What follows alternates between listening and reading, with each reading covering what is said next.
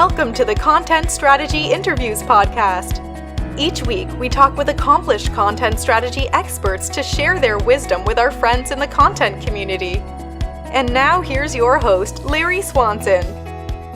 Hi, everyone. Welcome to episode number 30 of the Content Strategy Interviews podcast. I've got with us today Simon Thompson. Simon is a content marketer down in Melbourne, Australia, and he runs an agency called Content Kite, which is a content marketing agency focusing on B2B customers. I'll let Simon tell you a little bit more about what he does. Thanks very much for having me, Larry. Glad to be on. So I started out a career in content marketing, or rather advertising and media in the realm of print media, but not in the kind of fancy, glamorous print media magazines that you might be thinking of. It was while I was in a sales role, and we were selling print ads to construction and architecture companies for like the companies that were specifying hexagonal screws for, big building projects. So really industrial, kind of boring, at least for me, print media. Needless to say, I did learn a lot about the basic principles of content marketing throughout that role. And I won't dwell too much on that, but it eventually led to a role at a company called Ignite Media Brands. And they were essentially the content solutions house for brands like MTV, Nickelodeon, FX, which was like a branch of Fox in Australia, and a number of others. So worked on a number of great projects there. That company ended up going under shortly after I joined, which was unfortunate. However, that was kind of a blessing in disguise, because it led into a role where I really sort of cut my teeth in content marketing, and that was at a company called MR9, which is a joint venture between Microsoft and a broadcast network in Australia called Channel 9, and we were working on pretty major projects for the likes of L'Oreal, Disney, Nissan, Nike, Adidas, and many others, and they were actually in partnership with Daily Mail. So it was, at the time, it was the number one digital content publisher in Australia, which is probably like tiny in terms of US population, but in Australia was a pretty big deal. So I hung around there for about 2 years, got the entrepreneurial bug, moved to the States, and started my own agency, Content Kite. And we originally started out in mainly working on text-based content, and now we're sort of focusing more on podcast content, and that's where we are now. Cool. Now, tell me about how you made that decision to transition into that, because everybody's talking about podcasts. Everybody has a podcast now, and it's obviously, and for me, as a guy who's only recently I re-identified as a content strategist, it's part of my content marketing strategy to position myself as an expert in the field. So it's a common way for people to do that. But most agencies will offer a broader range of services. How did you come to focus mostly on podcasting? Yeah, it's a really good question. So, I mean, for starters, I would never suggest that podcasting is like the be all end all of content. You should only focus on podcast. We made the decision. I mean, we still do text-based content, but our primary focus now is podcast content, and that's mainly because I'm just a big believer in focus. As a business owner, I'd like to focus very hard on one thing, and so that's where the focus is now. But there are some good reasons for that, which we'll get into. One is in terms of engagement. As a content medium, podcasting is really kind of hard to beat. And the reason that is, I mean, with text and even with video content, I mean, a lot of people think video is kind of the be all end all, but video is still open to the distractions of things like email and Slack and every other thing going on in your browser window. Where audio has the clear advantage is that most people are listening as what I'd call a captive audience, and that is to say that they're driving or they're at the gym or they're doing something else. Like I always do it while I'm washing the dishes, which makes a really boring task like just it kind of, I almost look forward to it now. And so what that means is the statistic is that 80% of people who listen to a podcast episode listen to the whole thing, which, I mean, if you think about that in terms of a blog post or even a video, that's just basically unheard of. And so if engagement is the name of the game, and for mine, that's kind of where I see the main metric being. Then audio kind of has that advantage, and there's a number of others which I can go into, but that's sort of the primary reason. Well, that's super interesting to me because that's so, like, I came years ago, I did SEO and I still follow that field pretty closely. And I know that, the kind of that we're in a new kind of a post-link, post-content, post-keyword generation there of like UX experience and the user experience and engagement are increasingly important there. And I think it's important across the board, not just in SEO and things. So that's I had not heard that statistic. 80% of people finish it. That's that's golden. And I'm beginning to understand the popularity of podcasts. One of the things you also mentioned though was, that seems like a really good metric to show to the people who are investing in content to say, hey, people are really engaging with you when you do this podcast. Are there other sort of ways that you measure the effectiveness of your podcasting marketing efforts? Yeah, sure. So in terms of measurement, it is a notoriously hard channel to measure. However, there is one other kind of benefit, and this is something that we see working with B2B brands, and this is kind of outside of the primary content marketing benefit, but kind of as a sales channel or a way to get your foot in a door with people. And like I said, this is outside of the content marketing benefit. But for example, Larry, I imagine out of the guests that you've had on your shows, you have built relationships with people that you otherwise probably just wouldn't have opened up. And whether or not you've been deliberate about who you've had on the show, I'm not entirely sure. But to give you an example, if you're a sales team or a marketing team and you want to connect with senior level decision makers, well, one way to do that is to send cold emails, which isn't entirely compelling because it's just like, hey, buy my stuff. But if you change that email to, hey, we'd love to interview you as a guest on our podcast and feature you as an expert and have you tell your story, well, that's very compelling to begin a relationship. And then once you have that relationship in place, you can, if it makes sense to do so, you can sort of nurture that and perhaps turn it into a partnership, and that is very measurable. I mean, you can, if you just create a guest list of people you want to meet, you can measure how many sales meetings that you create. Now, that's all outside of the primary content marketing benefit that people may think of as podcasting. And I would caveat that if that is a strategy that you're using, I mean, the content's got to come first. It can't just be like, I have this ulterior motive of, I just want to get meetings. But if you can make it a win-win-win, whereas you win because you get this relationship and a foot in the door with a person, the guest wins because they get a platform and a free marketing channel, and the listener wins because they're obviously getting free content, then that can be a beautiful thing. So that component of it is measurable. Outside of that, it is notoriously difficult to measure, and I don't have the answer in terms of how you can measure ROI. You can do things like use redirect links and track those links and how many people click on those links, but it's not like something with say measuring blog content or something like that, where it's you can embed a whole bunch of code on your site and really see what people are doing. Right. That's interesting. That gets to one of the unique characteristics, I think, of a podcast, is that it's sort of out in the wild. You have it uploaded to a media server someplace, but then all these different syndication services are picking it up, like iTunes and SoundCloud and whoever. And so there's more so than other kinds of content. I think there's many more distribution channels. And so just having a tool that would aggregate all that and tell you, just the statistics with any one of those is probably. Have you dealt with that? Are there like aggregators that'll add all that up for you, or how do you account for that?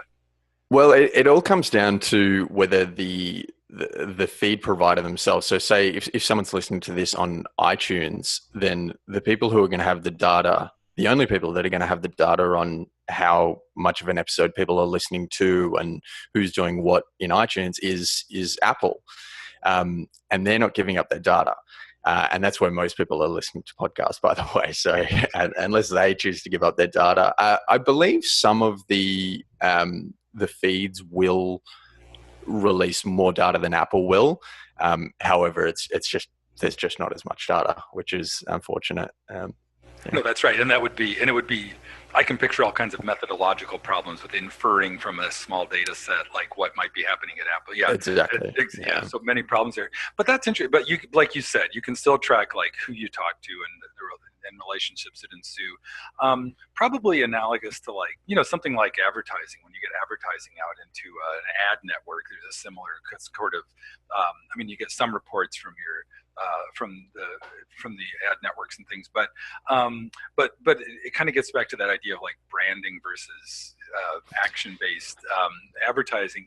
Is there anything analogous in the podcasting world where, for example, a lot of podcasts will include like a URL in the sponsorship segment that has like / Larry's interviews or something like that? Are there other ways? I know that's one way. Are there other ways to track? That's the main one. Redirect URLs. You can obviously track how much traffic is coming through to the show notes page. However, most people listening are just going to be listening on their podcatcher app. Well, maybe I shouldn't say that. I think in most cases, most people are going to be listening on their podcatcher app. And so tracking those redirect links is one way to do it. But if someone came to me and they said, we want to start a podcast and the reason we want to do it is because we want to have this flood of leads and traffic and things to our business, I'd say, well, probably don't start a podcast, because it's the primary benefit outside of that, building relationships, which you can get measurable results with. But outside of that, it's more of a branding and thought leadership and credibility building tool than it is like a straight up lead generation channel. Yes, you can still generate leads and sales through the listenership, but for the commitment you put in, there are probably quicker ways to do that, and probably more effective ways to do it. It's just like any other medium in content marketing in that sense, and that it's a long-term play, and exactly. It would be unreasonable to expect instant results, and especially you do mostly B2B, and that's typically or classically longer sales cycles. So you may never know exactly which article they read or something like that. I guess you kind of infer from like the amount of engagement, and I guess let me back out a little bit from that and ask how, because I know you've done a lot of conventional content marketing as well as just podcast focused content marketing. How do you see podcasts fitting into the mix, and are there sort of sweet spots where a podcast makes more sense than blogging or videos or other kinds of content?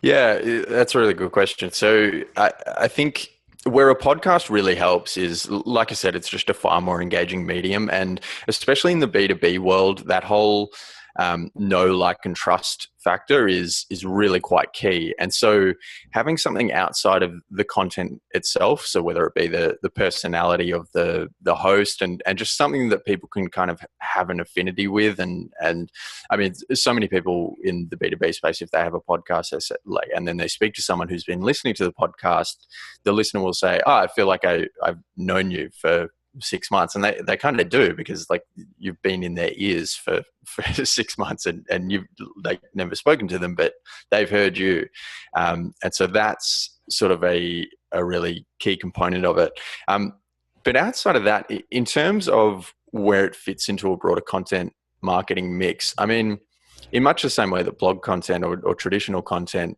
isn't going to be the only thing that's going to get a sale over the line, podcasting's the same. It's part of the mix. Especially in B2B, like there's always going to have to be a one-to-one conversation, like in general, like a salesperson or a founder or someone's going to need to speak to the customer. So that's going to be part of the sales cycle. But then outside of that, there'll be all those credibility indicators. So if you might show the customer a case study, and a podcast could be sort of one of those credibility indicators and one of those sort of things that shows that you know what you're talking about, essentially. So it's part of a mix, and not going to be the be all end all that just drives leads and sales like no one's ever seen before. Mm-hmm. Yeah, but again, I've done so much SEO, I keep putting things in those terms, but like in SEO, it's gone to like the number of signals that they consider in evaluating content for what to display first. They look at so many, a variety of signals, and there's something analogous going on in content marketing where they're looking at a variety of things. One thing about that mix of content too, I've heard you talk in other contexts about like repurposing content. Like, can you tell me like a classic or typical kind of life cycle of an idea that manifests as like a blog post and a podcast? Or like, how does that typically work, and how much of that do you do?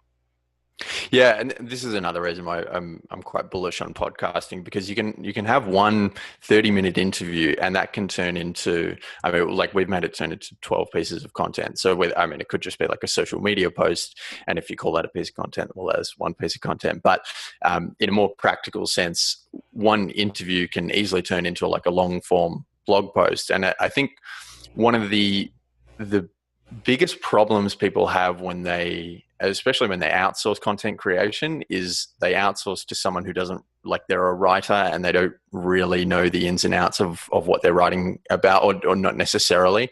Whereas if you hand an interview off to a writer and say, this is the content, can you create something out of this? And they've got a really rich data source, and they're not just Googling around and seeing what everyone else is writing about. They've got a, at the source, really good piece of content to create something long form out of, or it could be short form. But in terms of what a podcast can turn into, it can be a blog post. I mean, you can record the interview like we're doing now, and then you have a video. You can create social media short clips. It's a really repurposable format. You can create gated content like lead magnets or cheat sheets and things like that. So it creates a lot of content out of what's quite... I don't want to say easy to make, but it's not a huge time commitment. One 30-minute interview can become a lot of things, and a lot of, really rich pieces of content. Right. I can see another benefit of that. One of the things that's so important in just marketing and life and content marketing in general these days is speaking with an authentic voice, and like being, having a voice and being, and it seems like, and you said, but a lot of people just practically, not everybody has an editorial staff to write this stuff. So if you can hand off, I can see the benefit of handing a content, like an interview's transcript to a content creator, and them creating a lot more compelling stuff. So another advantage of it. Something you said earlier too about, like whether a social media post was a kind of content. I was having coffee with a friend earlier today, and we were talking about, she's a copywriter, and we were talking about how she does it. She just recently started offering this bundle of services where she'll do the copy for a place, but she'll also do the copy for the email that'll announce the release of that content. She'll do all the social media posts. And I was thinking, because that's kind of what I've done for the last couple of years with everything I've done, is sort of this bundle of content as I'm creating it. Do you do that? Is that baked into your podcast production? Do you have the sort of ensuing promotional stuff built into the procedure as well, or? Yeah, definitely. So yeah, we were talking offline before about this, but we were just kind of under the assumption that, doesn't everyone just do that? Like, don't you post it on social and you write an email to go along with it? And as we discovered, not everyone does. So so we bake it in, and there are a number of things that should just be givens when you put a piece of content out there. Posting to social is one, and creating an email and newsletter is another.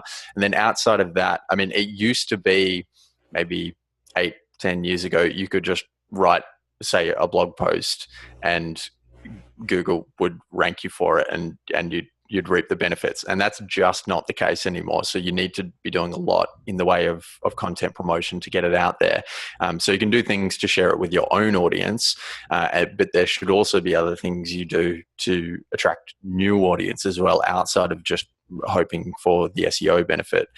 So things like using tools like Q Promote, where you essentially get a network of people who have signed up to have content pushed out to their feeds. You can pay to get into that feed and have it pushed out into certain categories. Now that's paid media, but there are also other free methods, like reaching out to certain people who maybe you've featured them in the article. And by the way, this is a a really good benefit of content. When you interview someone on a podcast, essentially all of your guests become promoters of your content and your brand, because they're going to be incentivized to share the interview, because they're usually positioned as sort of an expert or some sort of authority in a given topic when they're in that interview. And so it's very much in their interest to share it. And so a simple ask, hey, would you share this when it comes out? They're usually like, absolutely, yeah, sure thing. And whether that be on social or email or what have you, yeah, that's another way to do it. But to answer your question, yes, content promotion extremely important. Yeah. I think, and like we were saying when we talked before, that like, yeah, it's really not, the content isn't done until it's promoted. It's like you got to get the word out. Yep. Wanted to the other thing we've hit on a little bit, but I'd love to revisit the ROI equation, and specifically in terms of like dealing with clients or just in your own efforts, like really, like how do you convince people that there's a benefit to this? You mentioned I can see the benefits of engagement. We talked about that before, but just like I'm just thinking of the really bottom line focused executive who's like, wait a minute, why are we doing this? What do you tell them? How do you convince them? Yeah, so it really does depend on who you're talking to. I mean, like one way to think of it is, so if you speak to a company about you need a logo, it's pretty hard to quantify why they need a logo, but they know they need a logo. And a podcast, in terms of the branding benefit, is a bit like that. It's hard to quantify, but it can be a really good way to differentiate the brand. But if you're speaking to a very numbers focused person, then I would be more inclined to lean them towards the opening up relationships that could turn into, bottom line dollars. So there's three main categories that we put it into when we say, well, let's create an ideal guest list. So first we create an ideal listener profile, and then we'll say, let's create an ideal guest list. So if these people have something to tell the audience, that's got to be first. Then who could we get on who could be of benefit to us while we also benefit them by giving them a platform?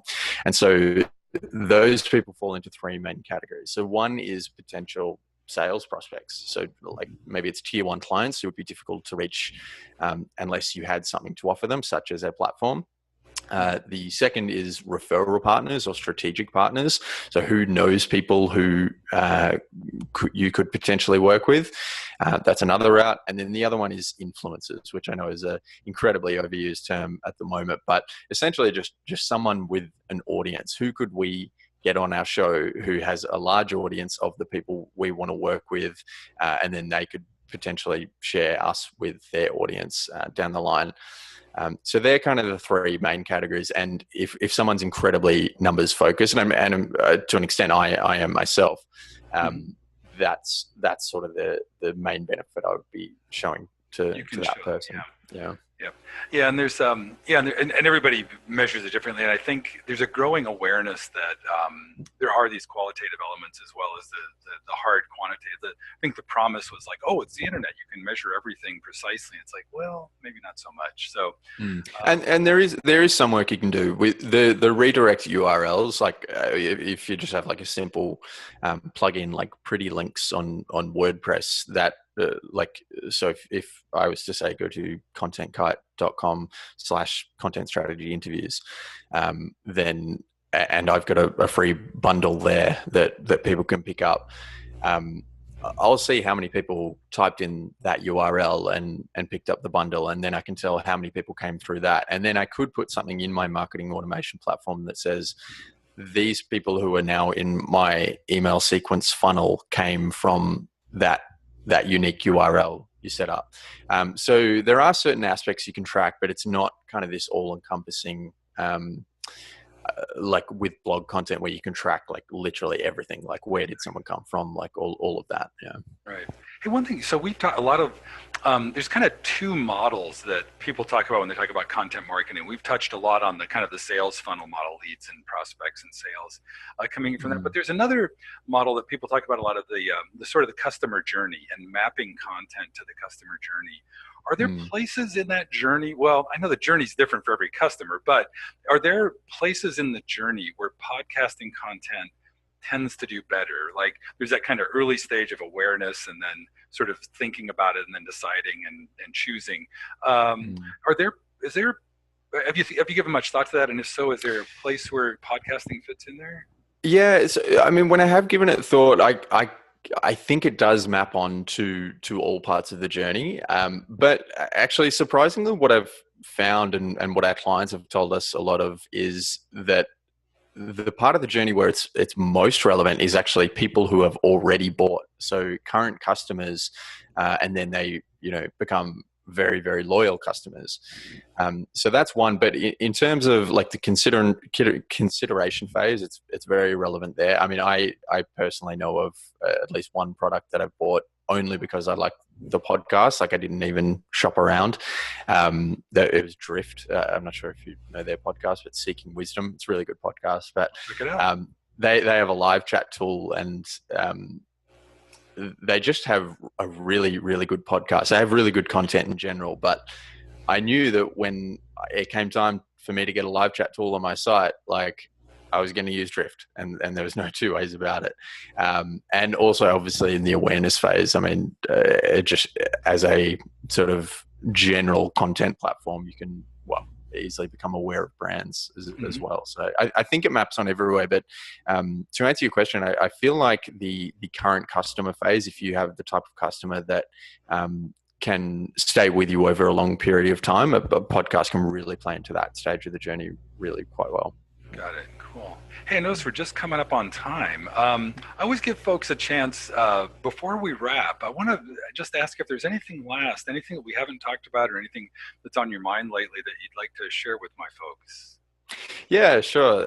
Thanks for asking. So there is one thing that I've been thinking a lot about this lately, and I've been doing a lot of LinkedIn videos about this as well.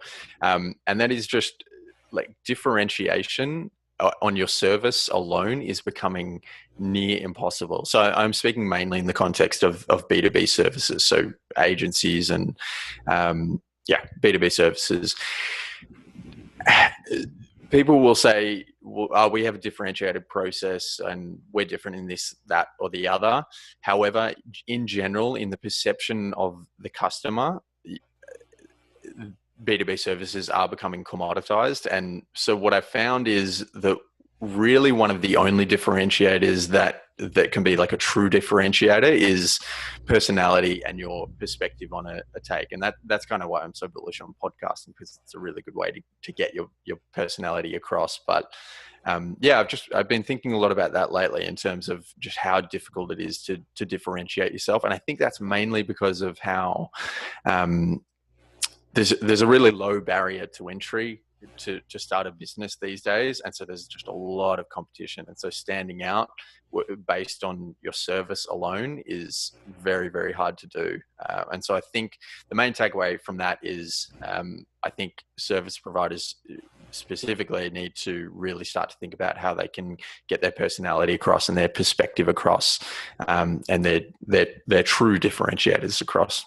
I love that. That's you've got me. I'm going to think on that a lot because, one thing that occurred to me as you're talking there is that it's sort of like the internet has been successful that it's so that like best practices are widely known and shared, and everybody kind of has access to the same tools and knowledge and information.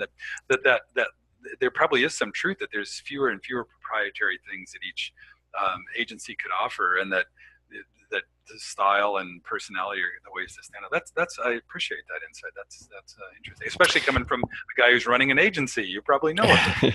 Yeah. And I mean, you can definitely be different. You can definitely be different, but in general, in the perception of the customer, which is what matters, then it's very hard to differentiate yourself in their perception other than true personality. Your personality. Yeah, great. Well, thanks so much, Simon. It's really been a joy talking to you. I'll look for it. We were talking before we went on the air. It's like I've never been south of the equator, but if you ever get to Australia, I'll look you up. So thanks so much. Yeah, definitely. Yeah, cool. Thank you so much for having me, Larry. It's been a blast. All right, cheers. Bye-bye. Bye. Thank you for listening. Tune in next week for another content strategy interview.